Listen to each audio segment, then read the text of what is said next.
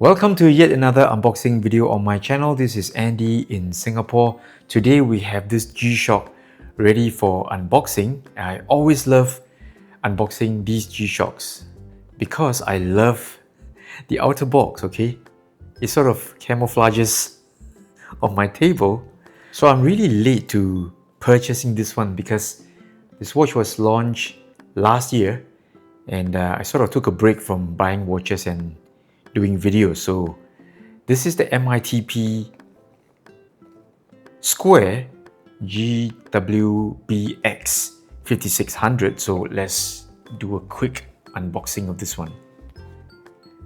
Ta-da! The GW-BX5600.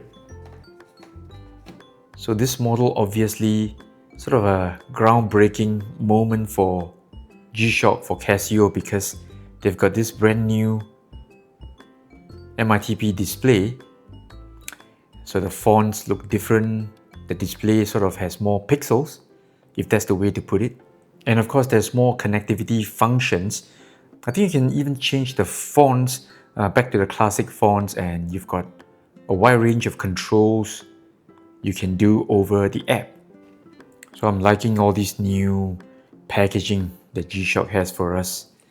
Save the environment, right? No more tin cans. Reference number for the watch is GW-BX5600-1DR. So this is the positive phase version. They've also got a negative phase version. So the module for this watch is 3578. Of course, this is the brand new MITP display that I was telling you about. And here you can see the fonts, they look totally different from the usual G-Shock squares. So let me just bring in my own G-Shock. So this is a GW-5000. So I'm putting these two watches side by side. You can see the difference in the fonts. This is the new font by way of the new LCD panel. So this is the classic font.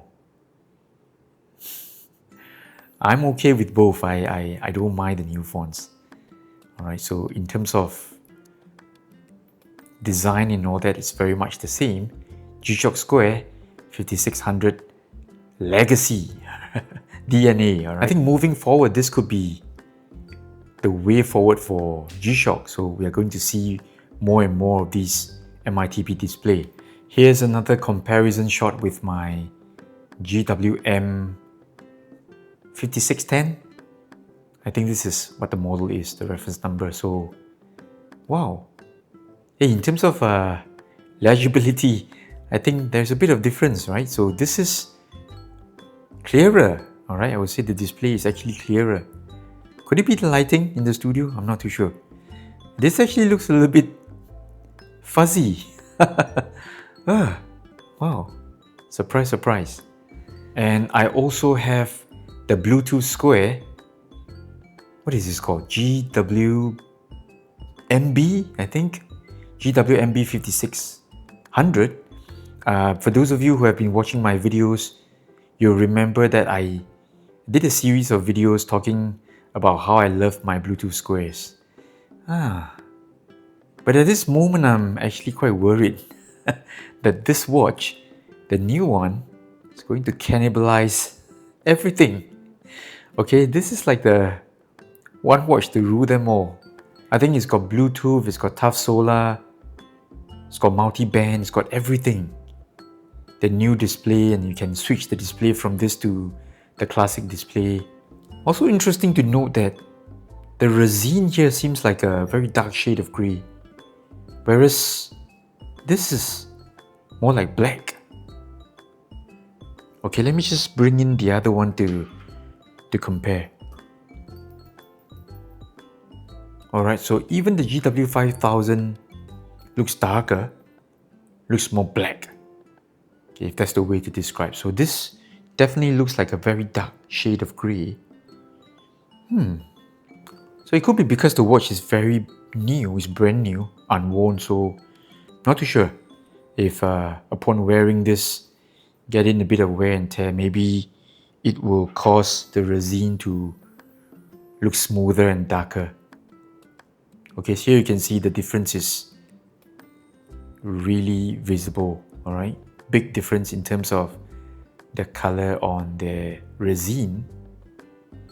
Okay, so just pardon the blue hue. I've got a blue light somewhere over here, so you see this weird blue shadow on the watches, all right? So it hits more when there's a bit of shine on the resin, okay? So that blue light is somewhere here. I'm loving this one. Okay, so the LCD itself, the background has got that blue tone as well. All right, so you can see that the one on my GW-5000 looks more grayish, whereas this one looks a little bit more bluish hue to it. So perhaps it is designed to match the blue wordings. And I think on first impression, this one looks really cool.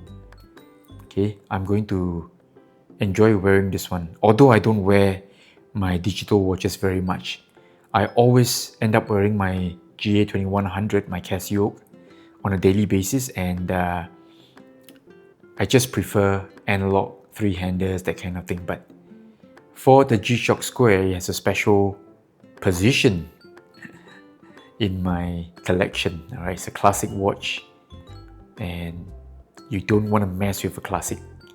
So this one, you know, I think something different, something new, and I'm going to enjoy this new MITP display. So do keep a lookout for the full-length review of this watch, and I will definitely do a comparison between this one and my existing G-Shock Squares that I own. Alright, so this is Andy in Singapore. I'll see you soon.